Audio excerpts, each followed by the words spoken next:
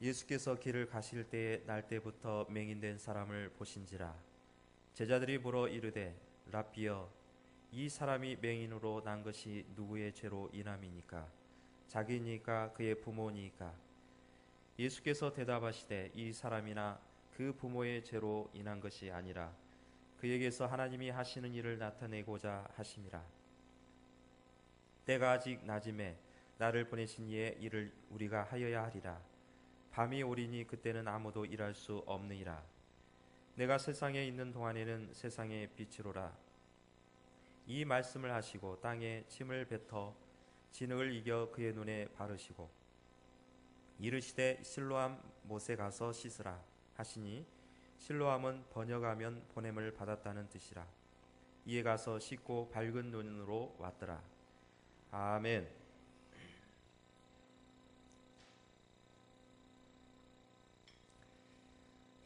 오늘 본문의 말씀은 제자들과 함께 주님께서 길을 가시다가 길가에 앉아서 구걸하는 한 맹인을 만나고 제자들이 예수님을 향해서 질문을 하고 있는 것입니다. 이 맹인에 대한 단어를 보면은 개정 한글판, 즉 우리가 지금 쓰고 있는 성경의 그 이전의 성경에는 소경으로 나와 있습니다. 소경을 찾아보았더니 시각 장애인을 낮춰서 부르는 말로, 또 때로는 세상 물정에 어둡거나 글을 모르는 사람을 비유적으로 이르는 말이라고 나와 있습니다. 또 오늘 쓰고 있는 이 맹인이라는 단어는 시각 장애인을 달리 표현한 말로 정의로 내리고 있습니다. 그래서 이 맹인이라는 단어가 조금은 어색하지만은 적절한 표현인 것 같습니다. 길가에 앉은 맹인은 아마 제자들도 잘 아는 맹인인 것 같습니다. 매일같이 그 길에서 구걸을 하기 때문에 그 맹인에 대해서는 익히 잘 알고 있을 거라 보여주고 있습니다. 당시의 유대 사회에서는 앞을 보지 못한다는 것은 분명 조상의 죄가 있거나 아니면 본인의 죄가 그렇게 많기 때문에 앞을 보지 못할 것이다 라는 생각을 가지고 있는 것입니다. 불행한 사람들이 많이 있지만은 그 중에 앞을 보지 못한다는 것은 가장 고통스러운 일로 여겨지고 있는 것입니다. 그러기 때문에 얼마나 죄를 저질렀으면 그렇게 앞을 볼 수 없을까라는 의문을 가지고 있는 것입니다.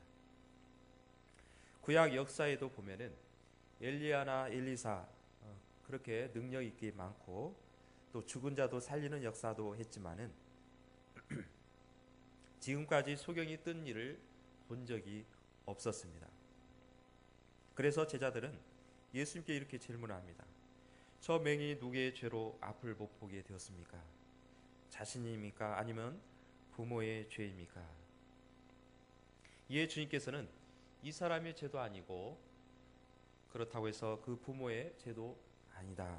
하나님이 하시는 일을 나타내고자 합니다라고 말씀하고 있는 것입니다. 저도 신학대학원을 다니고 있을 때 이제 학교 보면 학생들 보면은 이제 장애인들도 이제 뽑습니다. 그래서 이런 행사를 했습니다. 뭔 행사를 했냐면 하루 동안 장애 체험을 하는 것입니다. 그래서 뭐 휠체어 체험을 한다거나 아니면 시각 맹인, 앞을 보지 못하게 안대를 가려서 하루를 지내보면서 장애인들이 이렇게 고통을 당하고 있구나라는 그런 공감대를 형성하기 위해서 행사를 했었습니다. 저도 이 안대를 가리는 그 맹인 하루 동안 체험을 하게 되었습니다. 상당히 불편하더라고요. 학교에서는 당연히 가는 코스야 정해져 있으니까 그렇게까지 어렵지 않았지만은, 그러나 365일 계속해서 보지 못한 그 사람은 얼마나 불편하겠습니까? 제대로 어디를 가지도 못하고 가더라도 많이 그런 걸리는 장애물도 많이 있을 것입니다. 다시 이 맹인으로 돌아간다면은 이 맹인이 된 것은 죄로 말미암지 않고 하나님께서 그 맹인을 통하여 하나님의 일을 하시려고 타고났다라는 것입니다. 이렇게 보면 하나님의 주권적인 역사를 이루고 계심을 보여주고 있습니다. 그 이전에도 맹인이 이때만 있는 것이 아니라 많이 있었을 것이고 또 다른 동네에서도 볼 수 있었을 것입니다. 오늘날에도 맹인은 상당히 많이 있습니다. 그렇다면 많은 맹인 중에 하나님의 선택받은 맹인이 된 셈입니다. 다른 맹인은 예수님을 만났더라면 아마 눈을 뜨고 세상을 볼 수 있었겠지만은 특별히 오늘 이 맹인이 하나님의 선택을 받은 것입니다. 주님께서 맹인을 고쳐주셔서 세상의 빛이심을 나타내게 하셨던 것입니다. 앞을 못 본다는 것은 이 세상 생활 가운데는 이렇게 형용기 어려울 많은 괴로움이 있다는 것을 느끼지 아니할 수 없는 것입니다. 또 이 시대를 풍자하면 눈을 떠서 세상을 보고 있지만은 한 치 앞을 못 보는 불안한 마음으로 살아가고 있는 것입니다. 과거의 인간들은 해와 달과 별들을 보면서 그 자연 숭배를 하는 것을 볼 수 있습니다. 왜 자연 숭배를 합니까? 자연에 인간은 너무나 나약하고 또 자연의 그 변동에 따라서 뇌성이나 번개나 또 여러 가지 홍수로 인해서 사람들은 쉽게 무너지고 또 거기에 대해서 상당히 연약하기 때문에 원시 종교를 보면은 자연을 섬기는 경우들이 많이 있습니다. 현대 문명을 보면은 매스컴이라든가 또 전자기술 고도에 발달된 교통수단을 가지고 있는데 이 모든 것들이 자연에 대해서는 어느 정도 과학적으로 많이 대비를 하고 또 거기에 대해서 또 어느 정도 파악을 하고 있기 때문에 약간의 두려움은 이겨낼 수 있는 힘은 생겼습니다. 그러나 그것도 인간의 근심과 괴로움과 불안과 걱정을 궁극적으로 해결할 수가 없습니다. 여기 나면서 소경된 자가 실로암 못에서 눈을 뜨게 된 기사가 기록되어 있습니다. 이 실로암이라는 아마 복음성가 여러분들이 많이 불렀을 것입니다. 군대에서도 보면은 이 실로암의 이 노래를 많이 불렀던 기억이 있습니다. 이 실로암 못은 둘레가 500m쯤 되는 작은 저수지에 불과합니다. 실로암에 들어가는 물 터널 입구에 이렇게 글이 쓰여 있다고 합니다. 아수르 군에서 포위되어 공경에 빠진 히스기야의 부하가 공경 타겟책으로 하게 된 일이라. 자, 이 말이 무슨 뜻인지 전에 담임 목사님을 통해서 말씀을 들었을 것입니다. 이 실로암에 아수르군이 포위되었을 때 히스기야의 부하 하나가 이 실로암 못을 이렇게 뚫어 가지고 그 물을 귀에게 흐르게 해 가지고 그 물을 마심으로 갈증을 해소했던 그러한 사건이 있습니다. 그런데 이 작은 실로암 못이 더 유명해지게 된 것은 예수 그리스도를 통해서 맹인의 한 거린이 실로암 못에 가서 눈을 뜨게 된 사건 이후로부터 더 유명해지게 된 것입니다. 그렇다면 이 실로암이란 뜻이 무슨 뜻인지를 7절 말씀에 보면은 알 수 있습니다. 보냄을 받았다라는 것입니다. 이 맑은 실로암 못에서 오늘도 육체의 눈과 함께 하나님을 보는 마음의 눈을 예수 그리스도께서 밝혀 주시기를 우리는 바라야 될 것입니다. 인간 타락 이후에는 영적으로 인간은 하나님의 본래의 순수한 목적으로 또한 하나님과의 대화를 상대로 인간이 하나님의 형상대로 창조해 주셨습니다. 그래서 인간은 하나님을 볼 수 있었고 또 하나님과 소통하고 교통할 수가 있었습니다. 그런데 타락으로 인해서 죄가 들어오게 되고 더 이상 하나님을 볼 수 없는 인간이 되었고 또 죄로 말미암아 무지해져가는 인간이 영적인 메인이 되었던 것입니다. 그래서 주님께서도 일찍이 말씀하시기를 뭐라고 했냐면 요한복음 3장 3절에 사람이 거듭나지 아니하면 하나님 나라를 볼 수 없느니라라고 말씀하고 있습니다. 하나님의 나라를 볼 수 있는 것은 거듭나야 된다는 것입니다. 니고데모는 거듭나는 것을 잘 몰랐기 때문에 다시 엄마 뱃속에 들어가서 태어나야 됩니까? 이런 무지한 말을 하고 있었습니다. 그러나 어떻게 엄마 뱃속에 들어가겠습니까? 만약에 불가능한 일이지만 엄마 뱃속에 들어갔다 나와도 그것은 달라질 게 전혀 없는 것입니다. 거듭난다는 것은 성령과 불과 성령으로 거듭나지 아니하면 성령으로 거듭나야 됨을 말씀하고 있는 것입니다. 즉 하나님께서 주신 말씀, 이 말씀의 시각으로 이 말씀을 통해서 우리 이성을 뛰어넘는 이 말씀을 통해서 성령의 도심을 받아 성령의 감동으로 우리는 하나님의 나라를 볼 수 있음을 우리는 알아야 될 것입니다. 고린도전서 2장 14절에 육에 속한 사람은 하나님의 성령의 일을 받지 못하나니 또 계속해서 깨닫지도 못한다라고 말씀합니다. 육에 속한 사람은 하나님의 고귀한 일을 이해하지도 못하고 또 그것을 받아들일 수가 없다는 것입니다. 육에 속한 사람은 어떤 사람입니까? 하나님을 모르고 또 자기의 육신의 본능대로 살아가고 죄성에 따라서 살아가는 인간의 모습을 말하고 있는 것입니다. 아담 이래 모든 인간은 하나님을 떠난 죄의 종이 되었고 또한 그 속성으로 말미암아 하나님을 이를 깨닫지 못하게 된 것입니다.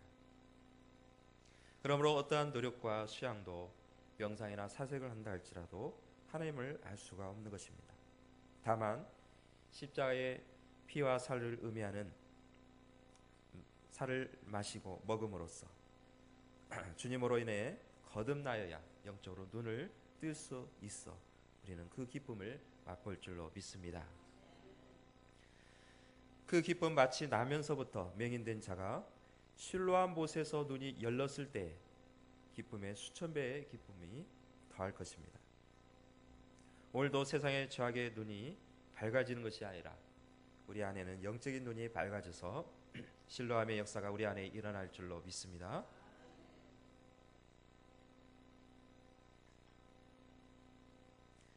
주님께서는 맹인의 눈을 뜨게 하기 위해서 침을 뱉어가지고 진흙을 이겨가지고 맹인의 눈을 바릅니다. 그리고 나서 실로암에 가서 씻으라는 것입니다. 왜 예수님께서 굳이 침을 뱉어가지고 진흙을 만들어가지고 그 눈에다가 발랐겠습니까? 그냥 실로암에 가서 씻으라, 눈을 비비라든가 눈을 만져서 물을 묻혀가지고 바르라든가 아마 그렇게 해도 되지 않겠습니까? 아마 그렇게 하면 주님께서도 그냥 가라고 하면 가지 않을 것 같아서 일부러 흙에 눈에 묻혀서 억지로 실로암에 가서 씻으라고 한 것입니다. 여기에 비교해서 마가복음 10장에 보면은 맹인 바디메오에 대한 이야기가 나옵니다. 이 바디메오는 눈을 뜨기 위해서 예수님을 불렀습니다. 뭐라고 하냐면 다윗의 자손이여 나를 불쌍히 여기소서. 다급하게 부르는 겁니다. 예수님 나를 고쳐주시고 나의 눈을 뜨게 해달라고 불쌍히 여겨달라는 것입니다. 주님을 부르는 것입니다. 눈이라도 볼 수 있으면 예수님께 가까이 가지만은 갈 수 없기 때문에 소리라도 크게 지르는 겁니다. 이때 예수님께서는 그 부르짖는 바디메오에게 다가가서 내 소원이 뭐라고 질문을 합니다. 이때 이 바디메오는 눈을 뜨기를 원하나이다 라고 대답을 할 때에 예수님께서 네 믿음대로 될지어다 이 글씨로 눈을 뜨게 된 줄로 믿습니다. 주님께서 물어보시는 겁니다. 네 소원이 뭐냐? 하나님 앞에 부르짖고 의지하고 붙드는 가운데서 네 소원이 무엇이냐? 여러분들 그때 뭐라고 하겠습니까? 다른 때는 뭐 바람이 있고 또 간절함이 있다가도 주님께서 정작 네 소원이 무엇이냐 물어봤을 때 아무 대답을 하지 않겠습니까? 하지 않아야 되겠습니까? 그때는 기회인 것입니다. 이 바디메는 그 기회를 놓치지 않았다는 것입니다. 그러면 오늘 본문의 말씀과 이 마가복음 10장에 비교해 보면은 눈을 뜨게 하는 방식이 다릅니다. 그러나 방식은 다를지 몰라도 둘 다 공통적인 것은 오늘 본문에 나와 있는 맹인과 바디메오의 그 맹인은 둘 다 믿음으로 눈을 뜨게 된 줄로 믿습니다. 실로암으로 가는 것, 믿음이 없다면 이 거린으로 있었던 맹인이 한낱 눈에 더러운 것이 묻었다고, 흙이 묻었다고 해서 실로암에 가겠습니까? 거린이란 건 무슨 뜻입니까? 지저분해도 그냥 살아가는 거예요. 그냥 좀 불편할 뿐입니다. 제대로 얼굴을 씻을 수가 없는 것입니다. 보이지 않기 때문에. 그러나 실로암에 가는 과정 속에서 이 맹인은 예수님의 말씀을 듣고 갔다는 게 중요하다는 것입니다. 이 맹인 실로암으로 가면 눈을 뜰 수 있다고 말씀하지 않으셨지만은 또 눈이 뜰 것이다 그런 생각이나 기대를 아마도 없을지 모르겠습니다. 그러나 단지 주님께서 가라고 하시니 그저 그 말씀에 의지해서 갈 뿐이었습니다. 그래서 실로암이라는 뜻의 보냄을 받았다라는 뜻이 있는 것입니다. 우리는 순종이라고 하면은 뭔가 기대를 가지고 또 뭔가 내가 뜻하지 않는 그러한 결과를 가져올 것이라는 막연한 생각을 가지고 순종하는 것이 아니라 하나님께서 가라 명령했을 때 그 말씀에 따라서 갔을 때 그것만 해도 하나님께서는 기적의 역사가 일어날 줄로 믿습니다. 바로 우리 신앙이 이와 같아야 되는 것입니다. 주님께서 말씀하시고 성경이 말씀한다면 우리는 그대로 순종해야 되는 것입니다. 말씀 그대로 받아들이는 것입니다. 이성으로 생각하거나 판단하거나 때는 심사숙고해서 받아들인다면 아마도 이 말씀이 우리 안에서 역사가 일어나지 않을 것입니다. 왜냐하면 그 과정 속에서 내 소견이 생길 것이고 또 내 어떤 이성의 판단이 먼저 앞서기 때문에 하나님의 역사가 일어날 수가 없는 것입니다. 오늘 맹인이 고침을 받기 전에 주목해야 할 것은 본문의 4절 말씀입니다. 때가 아직 낮음에 4절 한번 같이 읽어볼까요? 시작. 때가 아직 낮음에 나를 보내신 이의 일을 우리가 하여야 하리라. 밤이 오리니 그때는 아무도 일할 수 없느니라. 아멘. 1절부터 오늘 7절까지 읽으면서 그 이야기의 흐름이 있습니다. 이야기를 그 어떤 맹인을 고쳐내 만나고 또 그 실로암에 가서 진흙을 발라서 진흙을 씻으라고 하고 그런 가운데서 고침을 받는데 그 안에 4절 말씀이 삽입이 되어 있습니다. 불쌍한 맹인을 실로암으로 보내 눈을 뜨게 함으로 긍휼을 베풀어 주시는 주님을 생각하게 됩니다.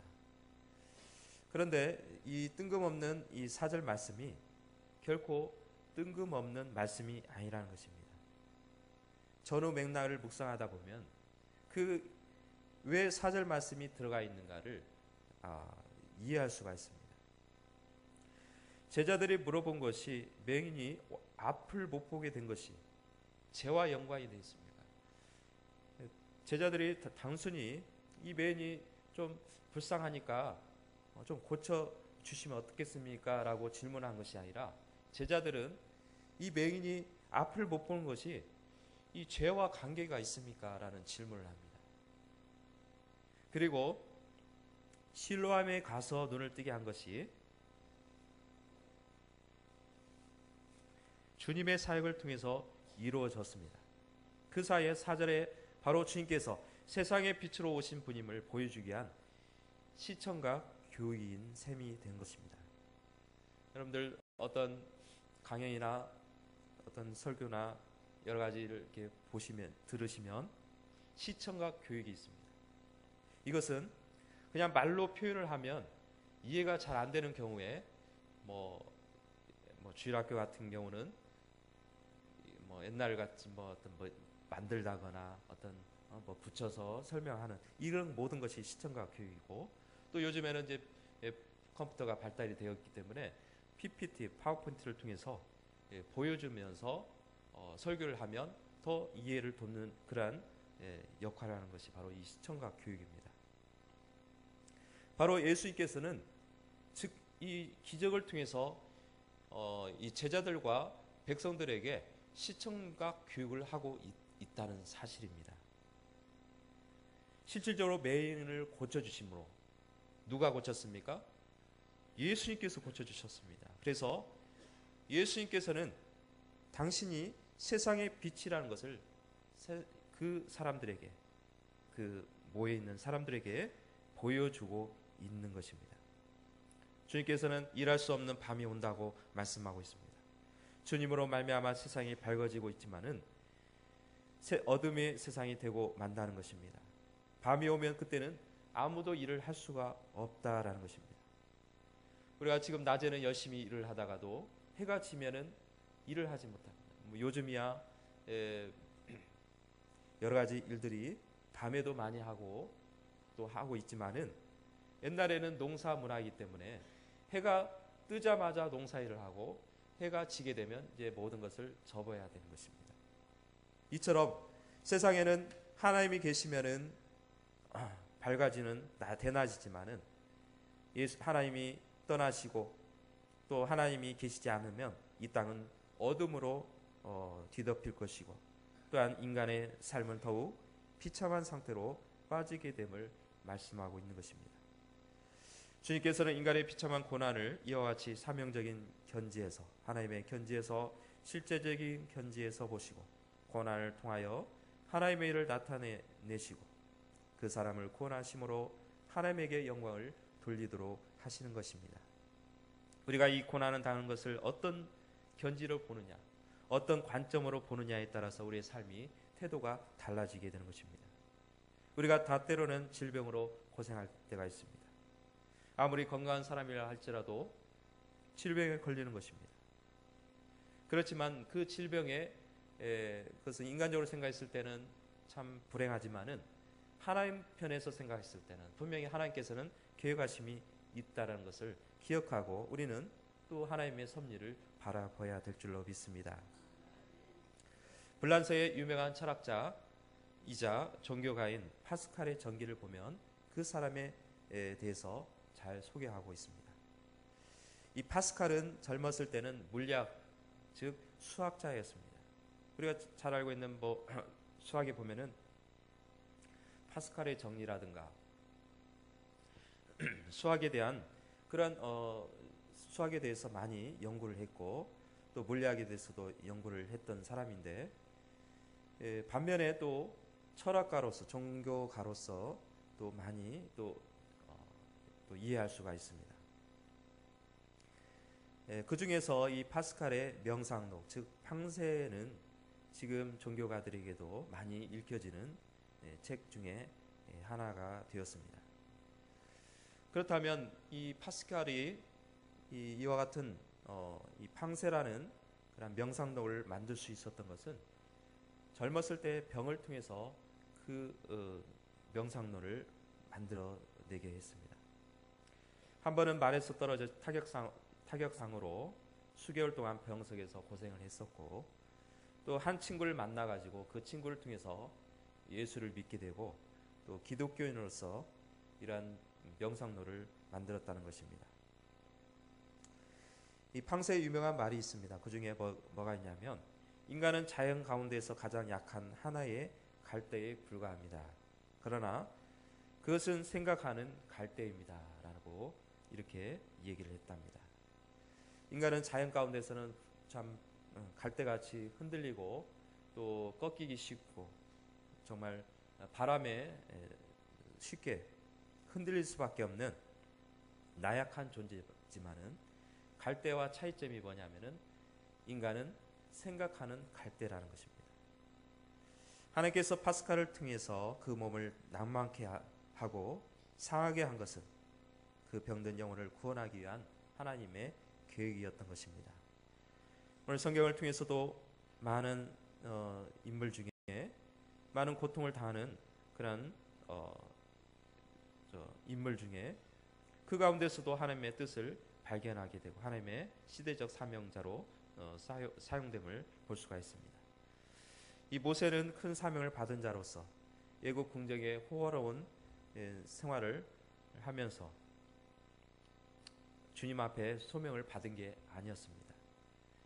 모세는 이 애굽에서 쫓김을 받게 되었고 위대한 광야의 그 목숨을 또 위협을 당하면서 또 그 광야를 거치고 또 목자로서 양을 치는 그러한 일들을 했습니다. 그리고 40년 동안의 그러한 정말 평범한 그러한 삶을 살았던 것입니다. 이때 하나님께서는 모세를 떨기나무 가운데 불러주시고 또 사명자로 사용해 주신 것을 볼 수가 있습니다. 예수님께서도 십자가를 지침으로 또 우리의 허물을 대신하여 찔림을 받으시고 우리의 죄악으로 인해 상함을 받으셨습니다. 이처럼 고난을 통하여 또 밤을 우리가 다시 인지할 수 있고 또 어둠의 일을 벗어버릴 수가 있는 것입니다. 하나님이 없는 모든 것은 영적으로 밤인 것입니다. 하나님이 없이는 육신의 쾌락과 즐거움을 찾으려고 하면 점점 어둠에 빠져들 수밖에 없고 좌절할 수밖에 없다라는 것입니다. 그래서 어둠이 오기 전에 낮의 일을 해야 된다고 오늘 주님께서 말씀하고 있는 것입니다. 당시 예수님께서 이 땅을 계심으로 때가 아직 낮이라고 표현하고 있습니다. 오늘날에도 성령 하나님께서 역사하시고 우리와 함께 하심으로 말미암아 잘못된 것을 깨닫게 하시고 돌이키게 하셔 올바른 길로 인도하시기에 우리는 낮의 해처럼 살아갈 수가 있는 것입니다. 여기에 우리 모두가 빛의 사명을 지니고 있습니다. 오늘 추수감사주일 한 해 동안 베풀어 주신 은혜를 감사하고 정성을 드리고 또 고마움을 하나님 앞에 표현을 했습니다. 그렇다면 우리가 하나님께서 주신 걸 우리가 헌물로 드렸다고 한다면 이제는 우리 안에 빛의 열매로 맺어 나가시기를 주님의 이름으로 축복합니다. 낮이 무엇입니까? 낮은 기쁨과 평안과 행복한 삶을 살아가고 있는 것을 표현하고 있습니다. 그리고 성령 충만으로 말씀으로 다스림을 받고 말씀으로 위로를 얻고 말씀으로 힘을 얻어가는 것입니다. 그리고 우리 안에 예배가 회복되는 삶입니다.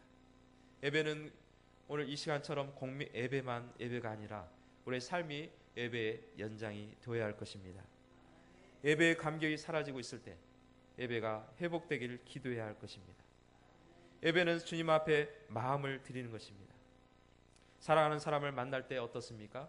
기다려지고 또 그날이 그 시간이 장소에 약속 시간보다 훨씬 일찍 나와서 기다리는 것을 보게 되는 것입니다. 어떤 구역 예배 그 대신방 때 듣는 얘기가 우리 신시가지 예배당은 참 너무 분위기가 좋다. 또 항상 그 시간이 기다려진다. 또 그날이 빨리 왔으면 좋겠다. 그런 말을 하는 것을 들었습니다. 여러분들도 그렇습니까? 항상 우리는 모이기를 힘써야 될 줄로 믿습니다. 그날이 시간 가는 줄도 모르고 지내다가 헤어지려고 하면 못내 아쉬워하는 발걸음들이 되시기를 축복합니다. 주님과의 만남도 이런 만남이 되어야 합니다. 만나면 기쁘고 만나면 즐겁고 또 삶의 터전으로 갈 때는 못내 아쉬워하는 그런 마음들이 있어야 되는 것입니다. 그리고 삶의 현장에서는 주님이 주신 은혜와 기쁨 속에서 열정적으로 살아가는 것입니다. 낮의 행수는 감사가 넘치는 삶입니다. 감사는 조그만 일이 있을지라도 만족하고 지금 현실의 주님으로 말미암아 감사의 간증거리가 충만하시기를 축복합니다. 우리는 빛의 사명을 받았습니다. 빛은 어둠과 대비되는 말입니다. 가을 농산물에 재배할 때 일조량이 어느 정도 되어 있으면 결실을 하고 또 당도도 높아지고 또 충실한 결실을 맺을 수 있지만은 일조량이 작게 되고 부족하거나 그러면은 잘 크질 못합니다. 또 당도도 높아질 수가 없습니다. 바로 이 일조량은 빛을 받는 삶이라고 볼 수 있습니다. 에베소서 5장 8절의 말씀에 보면 너희는 열매 없는 어둠의 일에 참여하지 말고 도리어 책망하라라고 말씀하고 있습니다.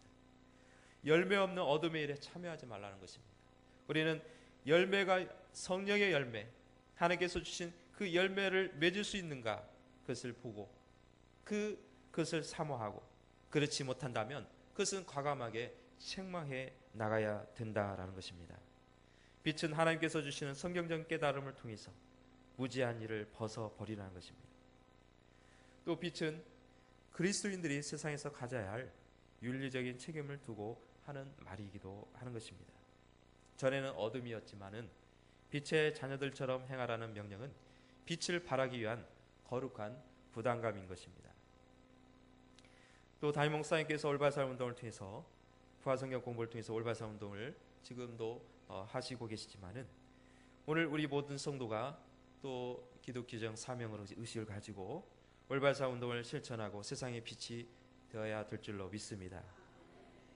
우리 안에는 독보석처럼 퍼져가는 불신들이 있고 또 악한 생각과 사상과 유행을 우리는 철폐해 나가야 되는 것입니다. 특별히 한국 문화는 체면 문화입니다. 서양과 달리 한국 문화는 남의 눈치를 보게 되고 남의 어떤 말에 상당히 거의 자신을 올바른 길로 가려고 하는 것보다는 체면에 휩쓸리는 경우가 있습니다. 체면 때문에 그것을 따르지 말아야 할 것을 따르는 경우들이 있다는 것입니다. 그러나 우리는 이런 체면 문화를 벗어 던져야 되는 것입니다.